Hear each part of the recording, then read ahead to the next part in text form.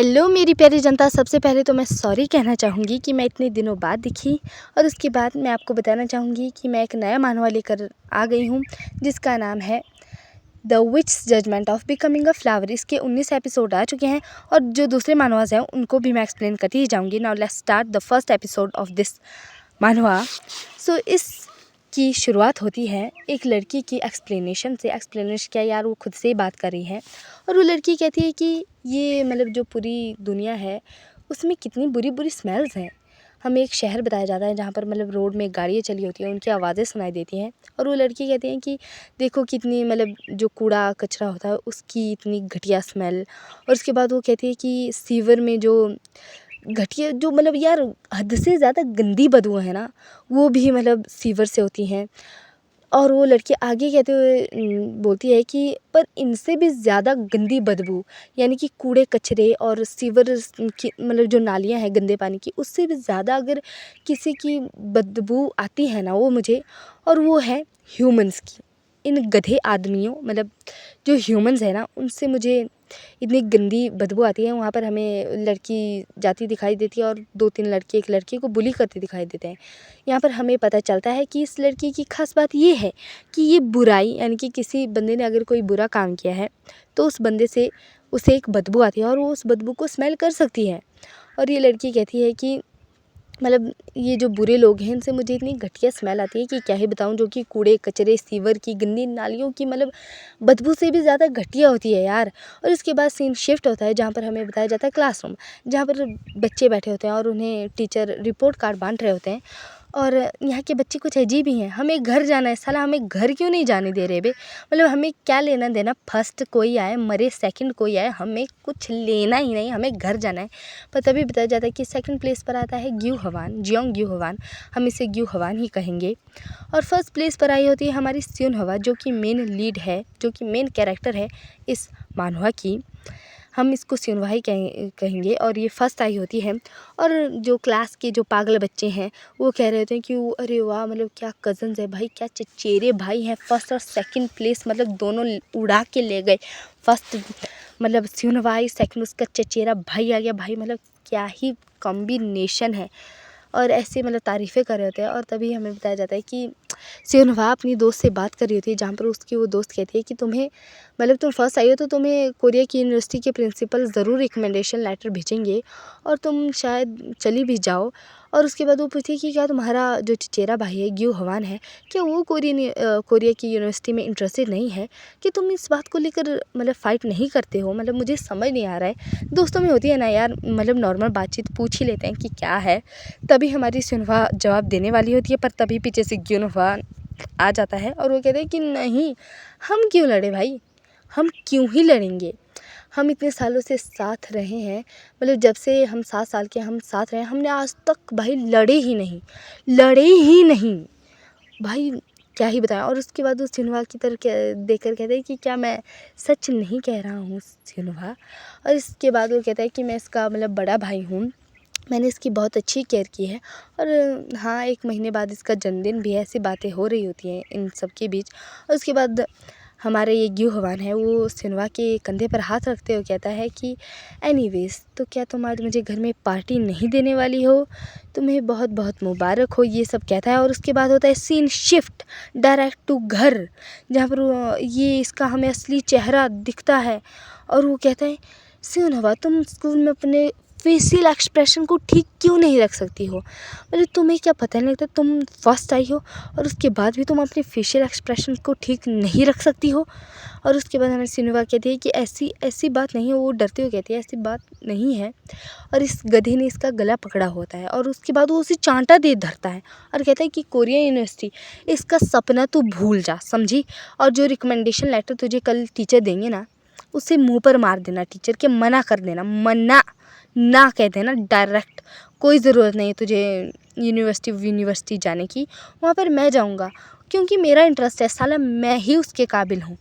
और वो वहाँ से उसे गालियाँ और ये कहता हुआ निकल जाता है कि अगर तूने ऐसा नहीं किया ना तो तू मेरे हाथों से मरेगी, समझी क्या, कुतिया कमीनी। ऐसी गंदी गंदी गालियाँ देता है, वो वहाँ से निकल जाता है।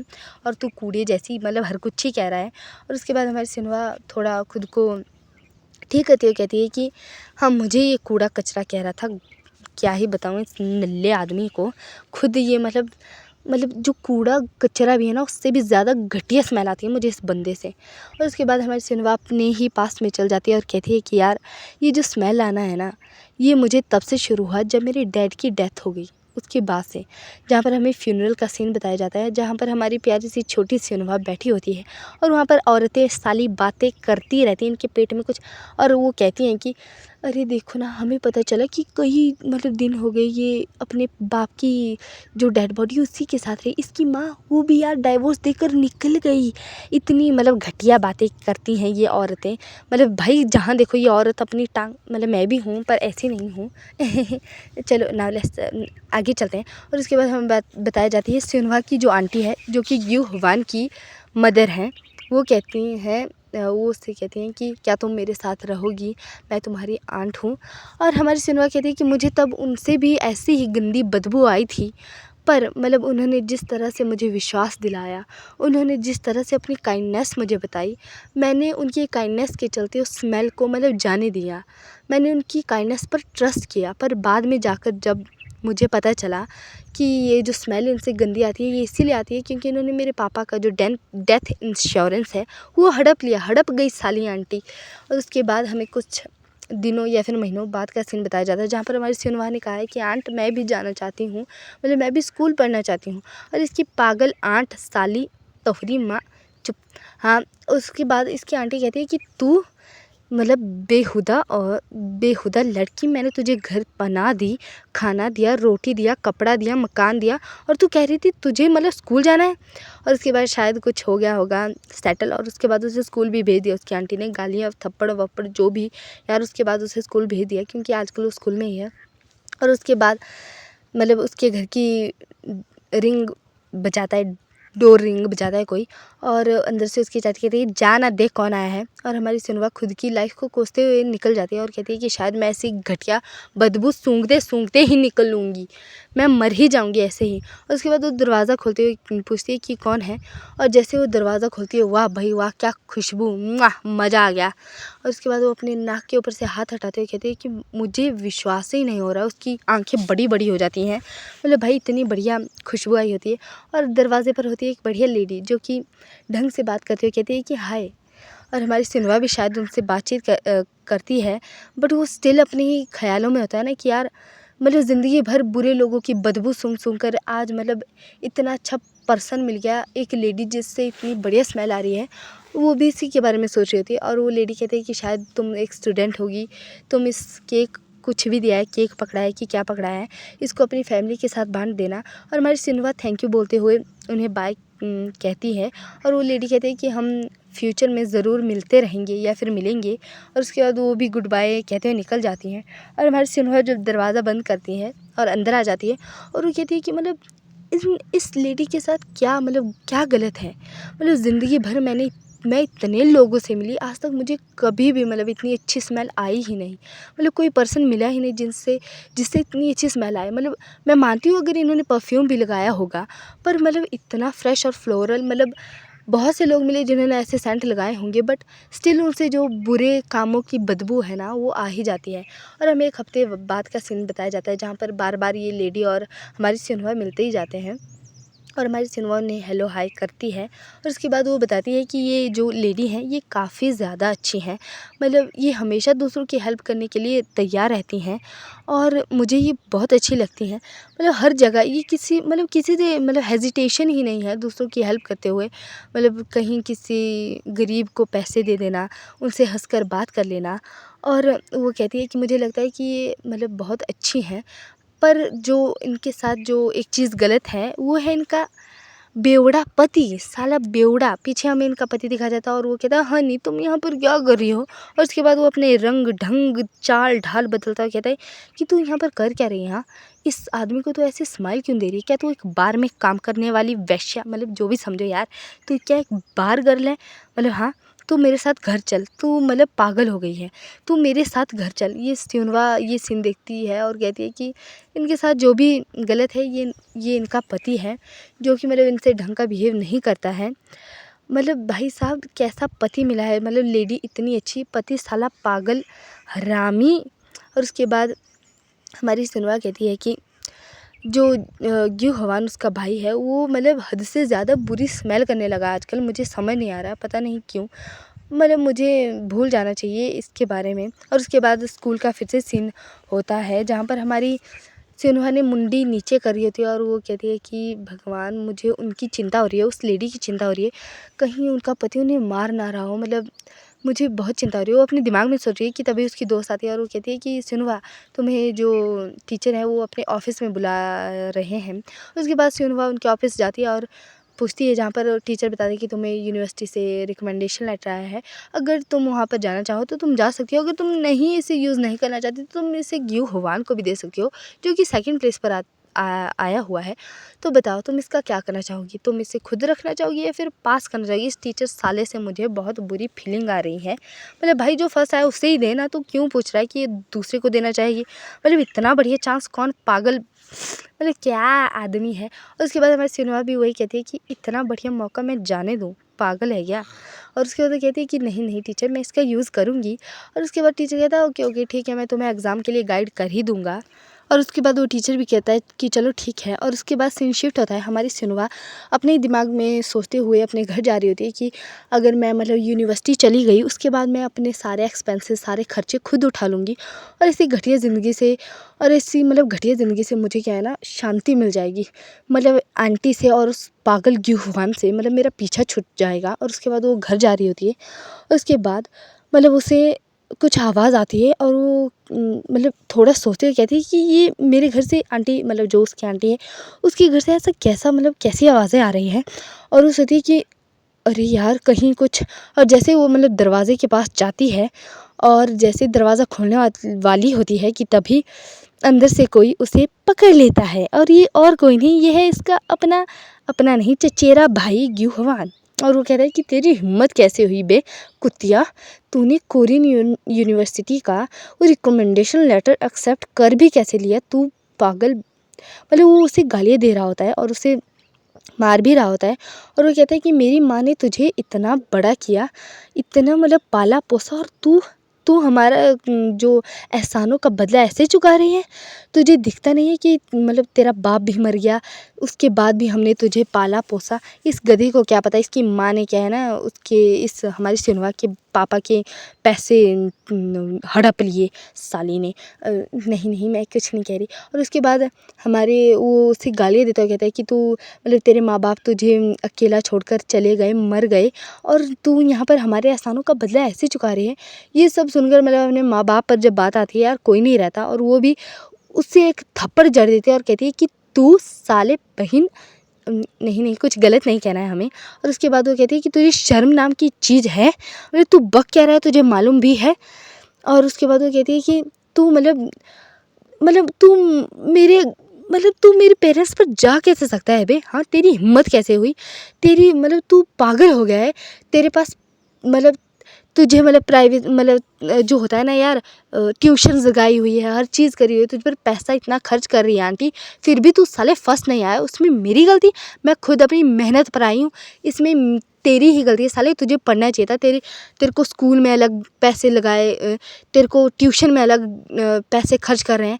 ये सब सुनकर ये भी पीछे नहीं रहता और वो यार शायद पता नहीं कैंची उठा लेता है कि चाकू उठा लेता है, कुछ उठा लेता है।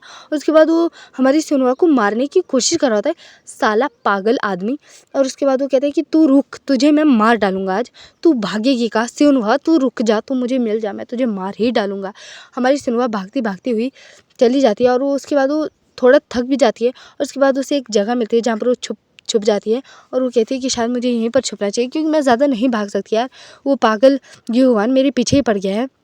उसके बाद उसे एक छुपने की जगह मिलती है जहाँ पर कूड़ा वूड़ा गिरा हुआ होता है और वो डस्टबिन के पीछे छुप जाती है चुपचाप, क्योंकि यार छुपना ही पड़ेगा, पीछे से कोई चाकू लेकर दौड़ा होगा तो तुम भी कौन सा कितना भाग लोगे, छुपोगे ही कहीं ना। तो उसके बाद भी वो वहीं पर छुप जाती है और वो बह जाती है नीचे और छुप जाती है। और वो दिमाग में अभी सोच रही थी कि जैसे मुझे वो बदबू आएगी ना और जितनी नज़दीक वो पहुँचेगा मैं भाई ईंट उठा लूँगी, साले का माथा ही फोड़ डालूँगी, इस बार मैं उसे मार ही डालूँगी साले को। और उसके बाद वो ध्यान से सुनने लगती है और वो कहती है कि हाँ मुझे कुछ सुनाई दे रहा है। और हमें बताया जाता है हमारी जो प्यारी आंट है उससे उसका पति भचका मतलब मार रहा है और वो कह रहा है कि मैं तो आज मार ही डालूँगा। और हमारी सिनवा उसे देखकर कहती है आंटी आप। और वहाँ पर जो आंटी का पति है वो कहता है हाँ मैं देख रहा हूँ यहाँ पर कोई और भी है। उसके हाथ में यार टूटी हुई बोतल है और वो भी आंटी को मारने की कोशिश कर रहा है कि तभी हमारी सिनवा अपने फास्ट रिफ्लेक्शंस का यार जो भी है अपना काम करती है और ईंट उठाकर उसका माथा साला फोड़ देती है। अंकल के माथे से खून निकल जाता है, ईंट से सीधा माथा ही फोड़ डाली। क्या बात है भाई सिनवा, I am proud of you, कुछ तो अच्छा काम करी। और उसके बाद हमारा जो अंकल है वो अपना सिर पकड़ता हुआ वहाँ मतलब खून ही निकला होता है और वो उसकी तरफ सिनवा की तरफ देखते हुए कहता है कि साली मुझे, हाँ उसे दर्द भी हो रहा होता है। और उसके बाद वो मतलब एक बुरा सा लुक देता है, उसकी तरफ देखता है और कहता है कि अब तो तू देख, अब तो तू देख मतलब तूने क्या किया है तू देख।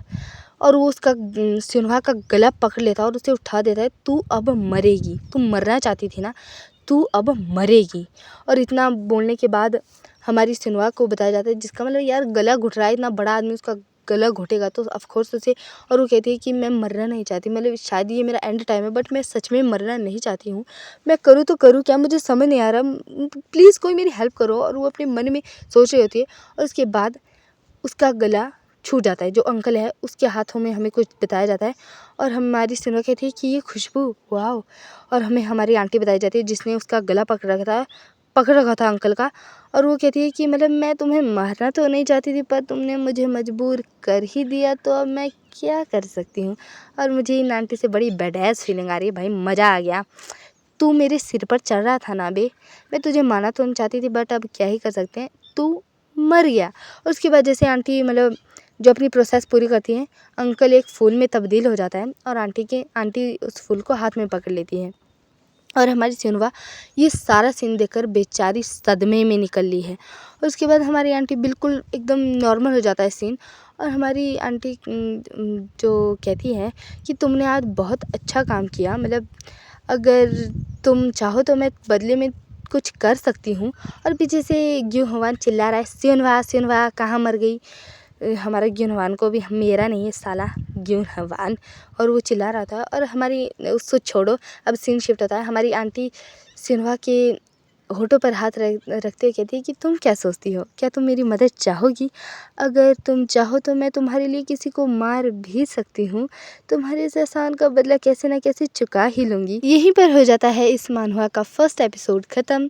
सो मैं धीरे धीरे कर ही दूँगी यार, I am really very sorry but thank you, आप लोगों ने इतना सपोर्ट मुझे करा हुआ है। Please like share and subscribe. और अगर मेरे से कोई गलती हो गई हो तो प्लीज़ मुझे बता दीजिएगा। Love you all, bye bye.